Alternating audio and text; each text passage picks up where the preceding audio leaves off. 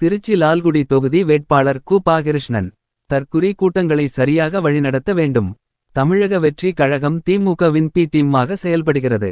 திருச்சி மாவட்டம் லால்குடி வேட்பாளர் லீமாரோஸ் மகனும் லட்சிய ஜனநாயக கட்சி தலைவருமான ஜோஸ் சார்லஸ் மார்டின் திருச்சியில் செய்தியாளர்களுக்கு அளித்த பேட்டியை காணலாம். நேற்று 17 மத்தியானம் புதுச்சேரியிலிருந்து இளம் பசங்கள் 22 வயசு 23 வயசு பசங்கள் வந்து சமயபுரம் மாரியம்மன் கோயிலுக்கு போயிட்டு அவங்க சொந்தக்காரங்களை பார்க்கறதுக்காக வந்திருந்தாங்க. அப்ப நானும் இங்க புதுச்சேரி, நானும் இங்க லால்குடி தான் இருக்கேன்னு தெரிஞ்சுட்டு என்னை வந்து சந்திக்க வரும்போது தாவேகா சம்பந்தப்பட்ட தொண்டர்கள் வந்து போய் இந்த மாதிரி நீங்க ஓட்டலிங்கன்னு சொல்லும் போது, நாங்க இந்த ஊர்ல நாங்க வெளியூர்ல இருந்து வந்திருக்கோம் சொல்லும் போது, எப்படி நீங்க வெளியூர்ல இருந்து வரலாம் அப்படிங்கிறது ஒரு basic fundamental rights of human 19(1)D. அந்த பேசிக் ரைட்ஸ் குள்ள தெரியாத அந்த தற்கொலையும் அந்த அணிக்குஞ்சி கூட்டங்கள் வந்து எப்படி நீங்க இங்க இருந்து வரலாம்னு சொல்லியிருக்காங்க.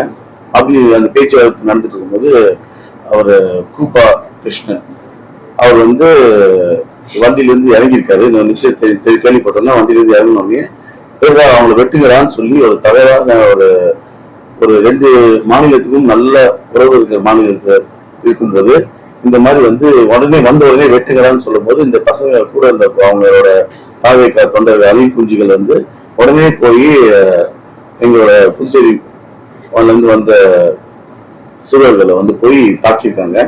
தாக்கி உடனே அவங்கள அடிச்சு அவங்கள காயப்படுத்தி 2 பேர் ஹாஸ்பிட்டல்ல அட்மிட் ஆயிட்டாங்க.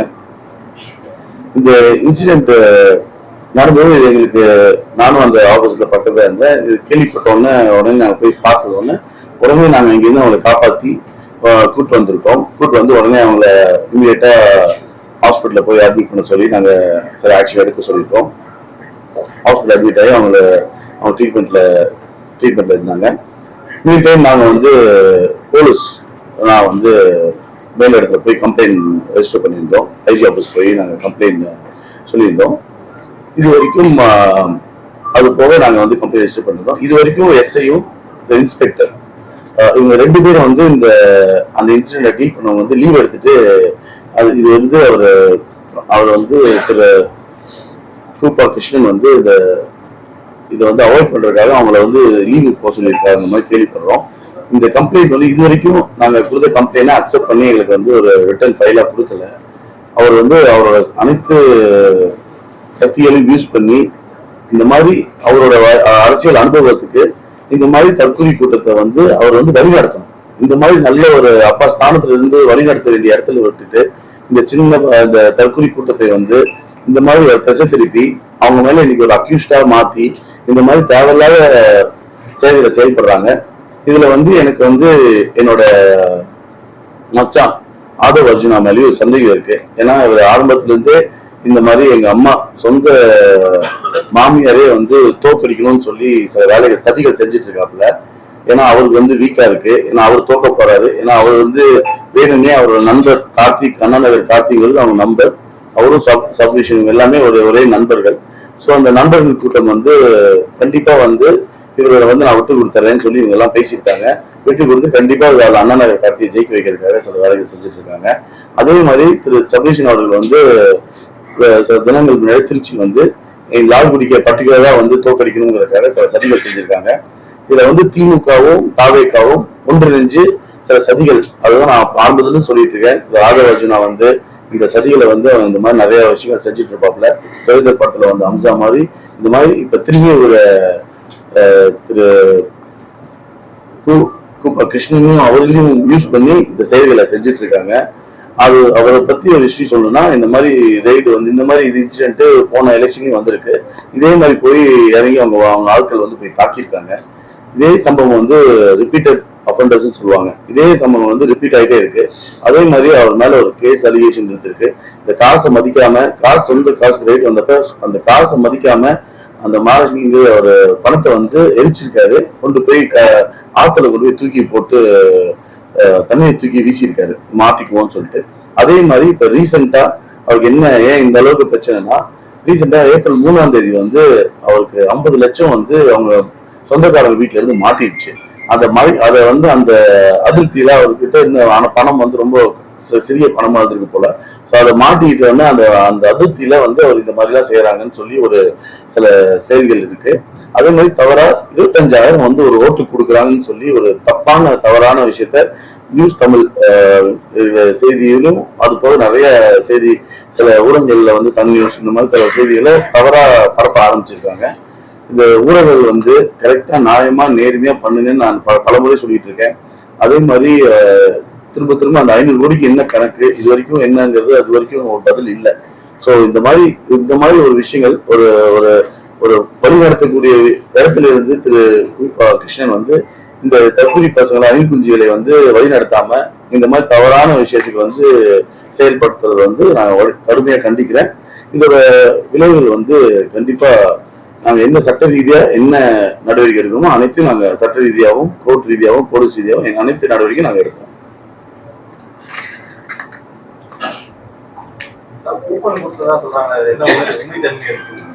ஆமா 8,000 அதுதான் 8,000 25,000 ஏதாவது லாஜிக் ஏதாவது இருக்குங்களா? ஏன்னா இந்த சின்ன பையன் போய் கேட்டா 25,000 நீங்க 2 லட்சம் போட என்ன வருது?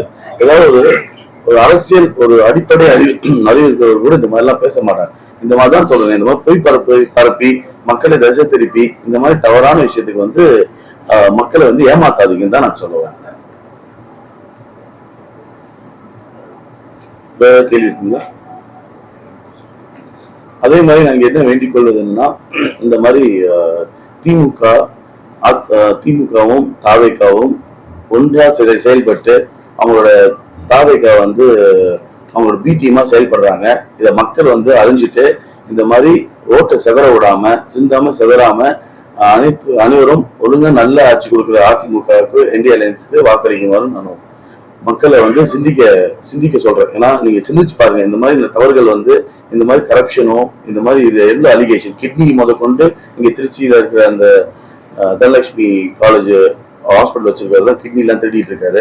இந்த மாதிரி நிறைய அலிகேஷன்ஸ் நீங்க சாராயம் செந்தில் பாலாஜி எடுத்துக்கிட்டேன், கோவிலையும் அவர் வந்து சாராயமும் வந்து கம்ப்ளீட்டா எல்லாமே வந்து 50,000 கோடி பக்கம் வருஷத்துல கள்ளத்தனமா சம்பாதிச்சிட்டு இருக்காரு. அவர் வந்து அந்த பாருக்குள்ள லைசன்ஸ் இல்லாமயே எல்லா பாரும் நடந்துட்டு இருக்கு. பாட்டில் விற்கிற பாட்டில் 10 ரூபா மேல விற்கிறாங்க. சில பாட்டில் எல்லாம் டைரக்டா மேனுபேக்சர்ல இருந்து டைரக்டா வித்து அக்கௌண்ட் இல்லாம அந்த எந்த ஒரு டாக்ஸ் எக்ஸைஸ் டியூட்டி எதுவுமே இல்லாம டைரக்டா வந்து ஆல்மோஸ்ட் 20 ரூபா பாட்டில் ஆகுதுன்னா 150 ரூபாய்க்கு வெளியில விற்கிறாங்க. ஸோ இதுதான் நிலைமை. இந்த அளவுக்கு மோசமான நிலைமையில நம்ம போயிட்டு இருக்கோம். மைன்ஸா இருக்கட்டும், பெஸ்காரங்களா இருக்கட்டும், மைன்ஸ் வந்து இதே மாதிரி ஊழல், மணல்ல ஊழல், அதே மாதிரி பெஸ்காரங்களே அட்டாக் பண்றாங்க, ரத்தம் அடிக்கிறாங்க. அந்த அடிச்சதுக்கு அப்புறமும் இன்னைக்கு வரைக்கும் அந்த பெஸ்காரங்களுக்கு ஒரு தீர்வு இல்லை. இதை பத்தி நாங்க எல்லாமே வாய்ஸ் ரைஸ் பண்ணிட்டே இருக்கோம். ஆனா ஊடகங்களும் எந்த ஊடகங்களோட முதலாளி கிட்ட பேசினா எல்லா ஊடகங்களும் மேல இருந்து கூப்பிட்டு மாட்டுறாங்க. உதயநிதி பத்தி வந்தா போடக்கூடாதுன்னு திரு ஸ்டாலின் அவர்களே வந்து பர்சனலா கூப்பிட்டு சொன்ன மாதிரி சொல்றாங்க. இந்த மாதிரி பயப்படாதீங்க. நீங்க நம்ம டெமோக்ராட்டிக் ரைட்ஸ், இதெல்லாம் நம்மளோட பேசிக் ஹியூமன் ரைட்ஸ், இதெல்லாம் வந்து நம்ம அப்புறம் ஜனநாயகம் நம்ம எதுக்கு நம்ம வந்து சுதந்திரம் அடைஞ்சிருக்கோம். நம்ம சுதந்திரம் அடையாம நம்ம வெள்ளக்காரன் அடிமையாவே இருந்துக்கலாமே. இவ்வளவு கஷ்டப்பட்டு தியாகம் செஞ்சு எவ்வளவு வேலுநாச்சியார் அம்மையார்ல இருந்து எவ்வளவு பெரிய பெரிய தியாகிகள் தமிழ்நாட்டுல இருந்து சுபாஷ் சந்திர போஸ்ல இருந்து எவ்வளவு பேர் வந்து நம்ம மண்ணுக்காக மக்களுக்காக தியாகம் செஞ்சு இந்த உயிரெல்லாம் வீணா போயிடக்கூடாது. இந்த ஊழல் சட்ட ஆட்சியை வந்து ஒழிக்கணும். தீய சக்தியான திமுக ஒழிச்சு தீரணும். இந்த மாதிரி வந்து ஒரு பிரஸுக்கே வந்து சுதந்திரம்னா வேற யாருக்கு இந்த நாட்டுல தேசத்துல சுதந்திரம் இருக்குன்னு எனக்கு தெரியல.